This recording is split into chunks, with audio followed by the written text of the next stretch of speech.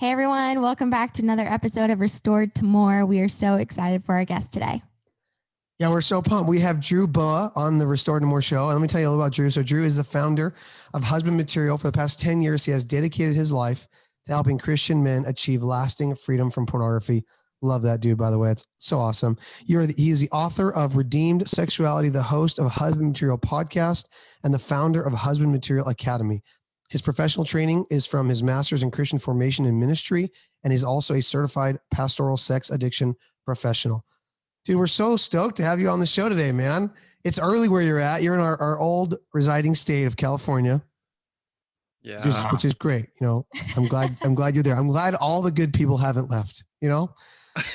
And there has been an exodus to Idaho.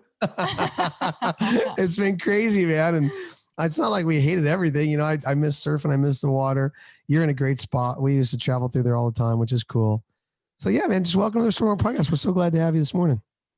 Thanks for having me, guys. It's great to be with some other young people who are doing this work. Absolutely. Yeah, seriously. If you are just listening and you aren't watching live, you're missing out because you're seeing three youngins talk about an industry that a lot of young people normally don't talk about. So it's pretty cool.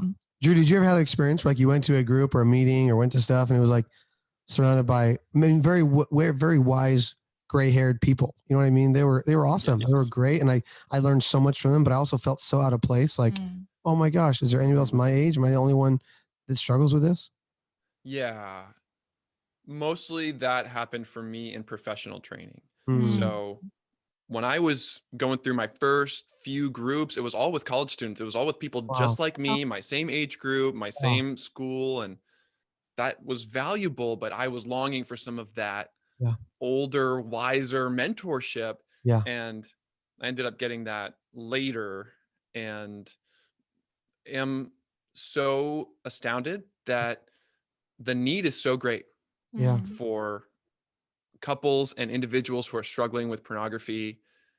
And yet most of the help being provided is by people who are a lot older. Yeah. So there's a gap and you guys are stepping in that gap. So it's really cool to join forces today. I couldn't agree more. Well, I was just going to say, we haven't had a chance to talk off air, get to know each other more, but not all of our listeners know who you are, what your story is, what you do. Why don't you just start there? We might cut you off a lot just to have a conversation, but just go for it. And I'd just get started, man. We'd love to hear your story. I was a kid who loved Jesus and hated porn, but I couldn't stop using it. And I realized I had a problem in high school. And I started to try to manage this sexual behavior and felt myself completely powerless. This is deeper than I thought. Am I addicted? What's going on? And when I got into college, I began finding some other people who I could talk about it with. And I began telling my story in groups and found that they didn't reject me, which was a surprise. And it was amazing, especially considering that part of my story is dealing with a sexual fetish and sexual fantasies that I never understood, that I really hated about myself. And in these groups, I began to get some freedom. I even got up to a year of freedom from porn and masturbation, from the behavior. But lurking in the dark, those sexual fantasies were still there. And when they came back with a vengeance, I felt like I was back at square one, and like all my progress had been an illusion. Wow. And so it was around that time that I met Rebecca, who's now my wife, and my relationship with her motivated me more than anything else to get married, with confidence that it wasn't just the surface level behavior that was ending, that my heart was being changed, that my brain was being changed, that I was becoming a new person, so that porn would lose its power over me. And I finally got to that place so when I married Rebecca, I had over a year of freedom, but this time it was not just freedom from the behavior, it was freedom from the battle, freedom from the stress, freedom from the struggle. I didn't feel like I was constantly afraid of a relapse. And I feel like God made me into husband material. Like I became the kind of man that she deserves. And that was 6 years ago. Mm. And ever since then, I've been on this amazing and wild and terrifying journey. Mm. There's a couple things I want to like pick apart. One of them is in what you just shared, but one of them is, why do you believe so strongly that, we talked about this off air, but, white knuckling isn't necessarily going to like Produce cure. lasting change. Yeah. Because there's a lot out Yeah. there and a lot of, different tools and resources and models that people believe in. And they're definitely in alignment with you that, you really got to go deep. Can you talk about that, expand on that a little bit for our audience? Yes. One quote sums it up best for me. I found it in a book called Setting Us Free by Nick Stumbo from Pure Desire Ministries. He said, as long as you are fighting something, it has power over you. Mm. As long as you're fighting something, you're giving it your attention and your energy that you could be giving to something else. And as long as you're fighting something, you can always lose. Mm. Furthermore, research has shown that when it comes to managing sexuality, and really with anything, resisting an urge in the end only intensifies it. Mm. So actually, by directly resisting our sexual impulses and urges and attractions, we are feeding them. We're giving them what they need to grow. And so by focusing on not doing the things that we don't want to do, in the end, we're still spending a lot of time with them. Wow. Yes. So good. I My think goodness. so many times we live in a culture too, and it's just a different day and age that we live in, right? Like pornography back in the day was, you'd have to go to the liquor store and, you buy a magazine or, it's nothing like with our phones, and so I mean, the how much it has shifted our culture and our generation is completely completely different.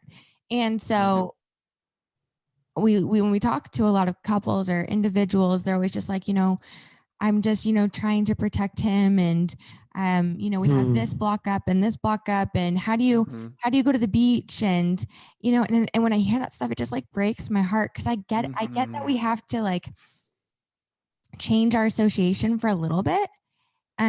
Just to get free from like, changing your brain and all that stuff. But that's not realistic for a lifetime. Like the day and age we live in, there's going to be, just it's everywhere. It's on commercials. It's on your computer. It's on your phone. Like you can't not see it. You cannot, never go to the river or go to the pool ever again. And so it's now it's like, how do you manage it and like live in it? Right.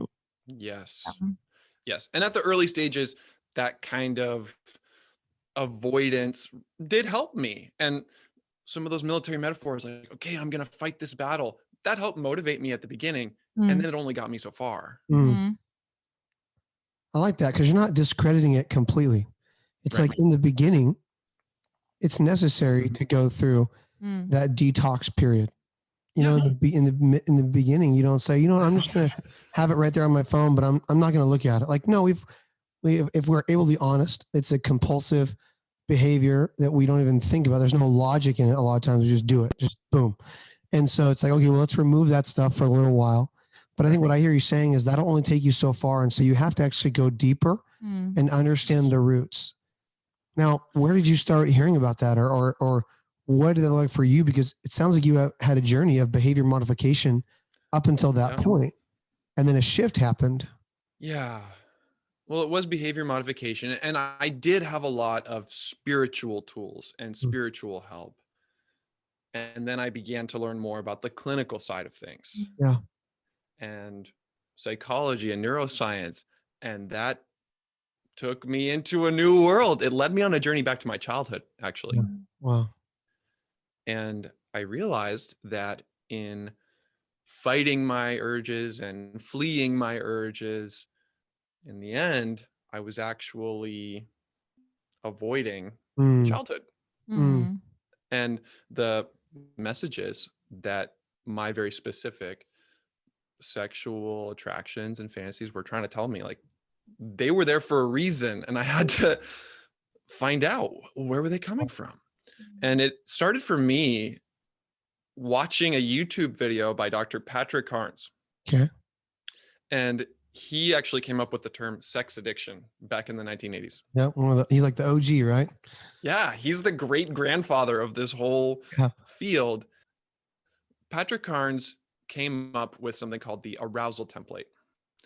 And he could use this arousal template to help people understand why they are attracted to specific types of pornography or other sexual experiences. And when I first heard that, I was like, what? Sure. You mean there's a reason? You mean God didn't create me this way? Wow. And it's not random? Tell me more. Yeah. And he said that when you're growing up, your sexual development can get stunted and it can get fixated when you are 6 years old or 12 years old or even 16 years old. And so while I might be 30 years old, sexually, I'm still 12 years old. Wow. And so there's a part of me that never grew up, and that's what happened to me. Wow. And that allowed me to stop hating myself so much and to begin to actually face my sexuality rather than fight or flee. Yeah. Wow. And come with love and self-compassion and allow God's love to touch places that it never had before. And when that happens, we are able to mature and grow up into sexually healthy adults. So, and then we don't have to fight the battle every single day. Yeah. Yeah. I love what we talked about before. Like you were like, it's just I mean, I could say a lot of what you just said, but it's an exhausting battle to wake up. And I understand that. I think it's Ephesians, right? Where it's put on your armor every day. Like, I'm not discrediting that at all. I think that is amazing, but that isn't about fighting all against ourself. It's fighting against an enemy that is very real. And I think that enemy shows up most of the time in shame and condemnation. And those prevent us from actually seeing ourselves the way God sees us. I know that I can say for so many years, I looked in the mirror and I hated who I saw. Yeah. Like I wasn't able to see myself as Christ sees me. And then there were these moments of maybe in a worship session or in a teaching or in something where I just felt like that still small voice of God showed up and was like, Clinton, I see you differently than how you see yourself. I see you and I accept you and I love you and I cherish you and I embrace you. And I'm like, God, that's impossible. I'm covered in sin. I'm covered in flaws. I'm covered in things that make me unclean. What are you talking about? And I was the person that if I believed, if anybody really knew me, I was the covered leper that didn't have to shout unclean because I could just pretend that everything was fine and look great on the outside and be a performer and everyone thought I was awesome. But if anybody really knew me, I was diseased, I was ugly, I was broken, I was falling apart. And here's Jesus embracing me. And it's like, and I think what we have to do is we have to actually go, okay, God, maybe you're allowing people like Patrick Carnes, who is an unbeliever, who is not somebody who's like, I'm a Christian. Like maybe God is using the people of this world to make himself known in other areas. Like we read that God uses the foolish things of this world, right, to teach us. I mean, he uses so many things. And so it's like, wow, glory be to God that he uses everything out there to show himself so that he receives the glory. That's what I hear you saying. I hear you saying, like, I understood that science wasn't anti-God. Science is only capable by the grace of God. Yeah. Our brains can only even understand stuff by the grace of God. Yeah. I get passionate when you start talking, bro. You can tell it. I'm excited. I'm like, man, more people need to hear this. It's good stuff. Clint, I hear you saying that you were able to receive love. Yeah, man. That changed the whole thing. Like you're saying. Because the battle mentality is all about fear. Yeah. Yep. Fear and control. Yeah. And that can be okay for a little while. But what really heals us, what changes us into new human beings is love. So Drew, one thing that you talked about is the struggle. And I know you've alluded to it in this podcast so far, but since you said you're okay with it, I'm just going to share it. And that's a same-sex attraction. Mm-hmm. And I would imagine that there is a level of shame for pornography, but if it's heterosexual, it's not even as bad as same-sex attraction. That it's like, there's no way I could ever talk about this in a circle of guys that don't struggle with this. And so you come across as somebody who loves yourself. Like I even tell you, it's so crazy. Like you just have this joy about you. You have this light. Your eyes are like light. I mean, it's because like this blue and there's pretty blue and all this kind of stuff. But you have this light about you, dude. That's like that's contagious. And I think for me, like when I talked to you the first time over our Zoom call, we were doing a little meet and greet. It was so cool to just see that and be like, wow, like that is a picture of transformation.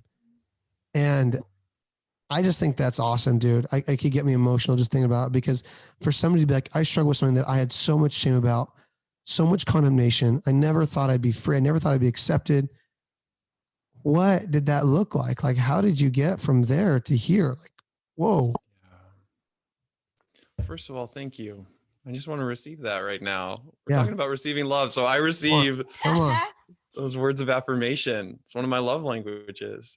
Yeah. And how did I get to a place of self-confidence? Baby steps.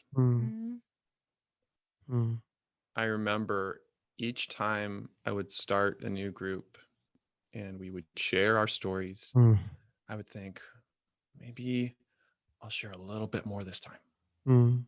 Maybe I'll take a little bit more of a risk this time and see how they respond. Do they react in disgust?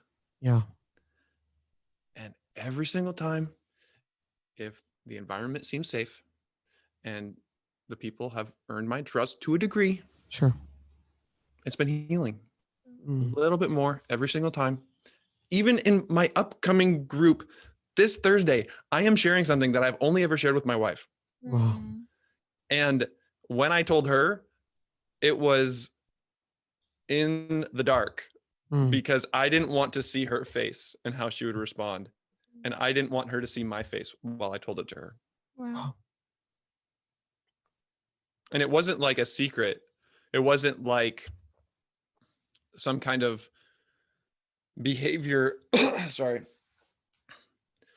And it wasn't like something that she should have known about. It was just an experience I had and an obsession that I had that I had always kept to myself. So preoccupied with this one thing. And baby steps, little by little, discovering that I can be known and loved by another human being. And if so, then how much more by God? Yeah. Yep. Sounds like you have to release that to receive it. Like we can't receive love in an area that we haven't really even talked about with God, with other men, with our spouse at the appropriate time. Like what I hear you saying is like, it's almost like this heart that we can receive love in certain areas, but if we keep the door locked and closed, we can't even let love come in there and transform us. Yeah. I mean, we cannot have complete protection and complete connection at the same time. It's good. Can you say that again? You cannot have complete protection and complete connection. Elaborate, please. If I choose to protect myself from being hurt, then I cannot fully be connected. If I choose to open myself to being fully connected to somebody, they can hurt me. Yeah. That's the dilemma that so many of us are in. Yeah. Well, Drew, can you talk to us about, I'm going to make a shift here. Oh, so good. That was so good. Can we talk about you and your wife? Here you are. You said you have a year of sobriety. You get married and you share with us, like, it wasn't all roses and daisies from there. You're actually, your behaviors came back with force. And these unwanted behaviors came back in your life and you were like, man, I have to stop this. And that spurred you to try a new route versus behavior modification. What did that look like talking to your wife about this? And bringing it up, and how did it affect her? And I love that you're still going to groups, man. I just respect that so much. Like, I'm so aware of my need every week to just talk about my stuff and my struggles and the parts of my heart that I have to share with safe people and go, dude, I still struggle with certain things, man. Yes, it may not be the same thing as before. It may not be pornography right now, but there's still parts of my heart that are being cleansed. I think that'll happen until the day I die. But it's like we never really arrive until we get to heaven as far as not having issues that we deal with. And they're not even always lust issues. They could be money issues, trust issues, jealousy issues, coveting issues, anger issues, frustration issues. I mean, there could be so many things there that I still feel the need to be in community about on a regular basis. And I just love that you're still doing that. You're still like, you know what, God, where are parts of my heart that I need to work on? So back to your relationship. We'll maybe come back there, but back to your relationship. What has that journey looked like? We were going through pre-engagement counseling because we wanted to ask some of those hard questions before committing to each other. It's great. And our two counselors gave us a little assignment that I'll never forget. He said, take some time to let the other person know everything you appreciate about them and everything you see in yourself that needs work. In their words, everything that needs chiseling, like the ugly stuff, the stuff that the other person should know about if they're going to commit to marry you and be with you for the rest of your life. Yeah. And when it was my turn to share, I froze. Sitting on the couch in Rebecca's apartment, staring at the carpet. And I can be a slow talker, and it took me minutes to say what I wanted to say. I didn't want to say it. And I said, Rebecca, there are certain sexual fantasies that I have that I just haven't told you about. And when I locked eyes with her, I received nothing but empathy and kindness, tenderness. And she didn't blink, just like those people in my group. And that motivated me more than anything to get ready for marriage. And so at first it was just telling her that they existed. Then after we got married, I wasn't able to have sexual intercourse with her because I had been so conditioned by porn and solitary sexual stimulation. Yeah. So completely reorienting to a real person, that took months for me. Wow. And that was really hard and difficult. And as we grew in that area and gained some ground, then I eventually shared more with her about some of the specific things that were arousing to me or that I was struggling with in my head while we're in bed. Yep. I think that's one of the big things that we need to realize more broadly. When you get married to somebody who is struggling with porn, or if you're struggling with porn, marriage doesn't solve it. In fact, it just adds another person who's now suffering from the effects of your sexual brokenness. And that adult film studio can still be playing in my head. Yep. And it was for me. And that's another reason why we have to get down to the deeper healing, to the childhood wounds, where the fantasies come from, because they're still there and we can still be thinking about them and basically using our spouse as a replacement for porn. Yep.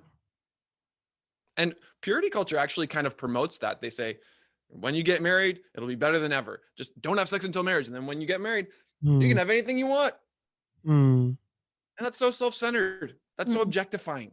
I don't know where we got this idea that if you're married to someone and you're treating them as a sexual outlet, that somehow that's okay. That's lust. That's still dehumanizing. Yeah. And it's still a pornographic style of relating, as Andrew Bauman put it. A pornographic style of relating where I'm still thinking about what do I want, what do I need, rather than how can we create something beautiful together. Yeah. And so it's been a journey of years, and we're still working through that. We've had 3 children in the last 4 years, and sex has not always been an oasis. It's been kind of more like a desert. Mm. And because I've been able to do this deeper healing work, it hasn't fazed me. Mm. It's never been a threat or a risk, even when we went through a tragedy as a family, Mm. because the battle's over. Mm. And now it's about love. It's about giving and receiving the things that we didn't get as kids. Mm. And so much more satisfying. Mm. Wow. I feel like we could just end right there. Thank you very much. You're welcome. I get to interview you next. Oh, my man, gosh, that's gonna be was fun. so good. Jeez, yeah. Gosh, yeah, you just like answered. I forgot that I even had that question on there about the purity culture. Well, let's dive into husband material and what you have created and the resources that you offer. Can you tell our audience about that? Yeah, we have new videos and podcasts coming out every week. I'm really excited about our private community app for Christian men only. And then I also have a program called Husband Material Academy, where we do healing of trauma on video calls like this. And it's really amazing to have this community of men who are supporting each other in a way that oftentimes people can't get in person. How do people sign up for that, or tell us more about the academy? Because I think I'm sure there are guys listening to this right now. They're like, dude, I resonate with that, and I get that, but I don't know how to find that safe place. And unfortunately, not every group out there is safe. You know, there's a lot of groups that are very well-meaning. They have great intentions, but for whatever reason, they're not the safest place to talk about this stuff, and or they have more of a mindset of behavior modification. I think there's guys out there that are exactly where you were at, Drew, is they have a length of sobriety and then they relapse and they're like, wait, was I really, is that as far as it's going to take me? And I need more, you know, and that's why I love what you're doing. Cause I feel like you answer that question with yes, that can get you a little portion of the way. It can get you along the path, but you probably need more. And it sounds like out of that conviction is what Husband Material was started in. Yeah, it really was. I love the way you said that. I might steal that. I like to say that porn is a pacifier. Nice. I love the imagery. He's holding a pacifier. So, in case you can't see his video, he has a pink pacifier. Yeah. So this is an adult pacifier, and that's my favorite way to describe porn. Wow. Because by and large, we got into pornography as children, as boys. It became our pacifier, the way that we dealt with life. And when we can grow up in relationship with God and others and begin to receive that love and healing, then we're full and we can drop the pacifier and say, I don't need it anymore. I don't need to focus on it for the rest of my life. Now, we still need to continue gaining momentum and growing. Absolutely, yeah. So how do you drop the pacifier, and how can Husband Material help? Go to husbandmaterial.com and take a baby step. Watch a video, listen to a podcast. Maybe the next step is to get into the community and to open up a little bit. It's a surprisingly vulnerable place. People are telling stories from their childhood. People are requesting prayer, and that's the best way to get started. Awesome. I love that. Get connected to some other guys and begin to learn a little bit. I mean, you guys have incredible content here too. So what gets me fired up is that there is so much more available now than there was 10 years ago. Oh, I know. Right? As we were kids, I mean, you said you're 30, right? I'm 30 as well. Yeah. And it's like when I was 12, like nobody had any solutions. There wasn't anything out there. Where was Restored to More back then? Come on. Where was it? I know. And we all have those experiences of going to a pastor, and yeah, that's wow. That's true. It was actually being made unbeknownst to me. Oh man. So good. I love that. You want to say anything? No, that was awesome. That was so good. Yeah. Drew, we're so grateful, man. This is just so killer. we could talk all day. I know we're going to do another interview on yours, but I just love your heart, man. Your heart is so, I feel like just it's the right way. It's how do you get the oxygen out of the beaker? You fill it with water.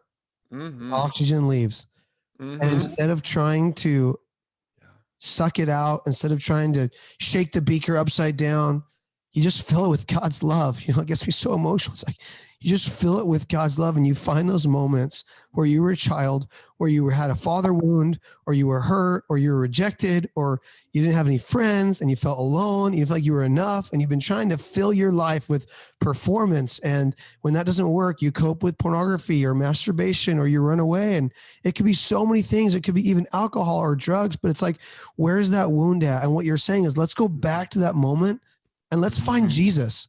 And let's ask God, where were you in that moment? It might be painful. There might be yelling at God, might be angry. Like, God, where were you? Like, I needed you so bad. And I feel like I was alone in that moment. Where were you? And I think that is such a tough question that Christians don't ask God. But when you actually ask God that, he shows you. He shows you where he was. He shows you that he was still sovereign even in that moment. And then comes the acceptance of that love. And then it's like maybe not instantaneously, but in a moment of not long afterward, there is a freedom that can be found from unwanted behaviors because we met Jesus in that pain and we allowed him to speak life into that area. There was nothing but death. And that death of whatever it was caused a ripple effect of behaviors that were unwanted. And I just, man, yes and amen to everything you're saying, Drew, and everything you're doing. I'm pumped. And I hope people don't just listen to this podcast and check a box, but they actually follow up with you and your website and all that you're doing. And they get plugged in because you are doing awesome work, my friend. Thank you, Clint. Yeah, couldn't agree more. Thank you, Charity. Yeah, of course. I just want to share like one thing that really stuck out in this episode for me was really hearing like, instead of running away from it, like run to it. And it's so intimidating and scary, but like, it's kind of like, I read a book. I don't think I can take credit for that, but it's called Chasing the Lion with the Leskos, Levi Lesko and Jenny Lesko. And they talk about running towards the lion roar rather than running away from it. And I think it totally applies to addiction or unwanted sexual behavior. You're running towards it, not away from it. Yeah. I love that. And I want to take it a step further. Please. The problems like pornography that we are trying to solve can seem like a big, scary lion, a big, scary monster. When we run toward it and come closer to it, for men at least, what seems like the shadow of a lion turns out to be a little boy who needs love. Or for women, a little girl who needs love. Yeah. When you said that off air, it was so countercultural. It was so counterintuitive because you said that a big part of your passion is understanding that sexuality is a great thing to explore, that our sexuality isn't bad. And I think that's so good because Chair's right. Sometimes it appears like it's this scary lion. Because that whatever that experience was has affected us in such a negative way. All we see is the death and the turmoil and the pain. And so, and what you said on our Zoom call at one time, we're just doing a meet and greet kind of was like, you're like, what's really amazing is when people actually go back to that instance, they realize that there is a healthy sexuality, that our sexuality is God given. And it's not something we have to try to defeat. And again, like, maybe conquer or overcome or kill, but you said explore and understand. And instead of fighting against our sexuality, we can fight for our sexuality. Come on. Oh, that's good. That's a good line. We always put a quote of a speaker during the podcast. That's a good one. Say that one again, Drew. Don't fight against your sexuality. Fight for your sexuality. Drew, we're so glad to have you on the podcast, man. Thanks for being with us today. That was awesome. One more time, your website again, where everybody can find out what you're doing. Husbandmaterial.com. Come on. Awesome. Well, thank you. This is amazing. I got goosebumps. It's impactful. And I know our listeners are going to be so excited and just blessed by this episode. Thanks, Restore to More.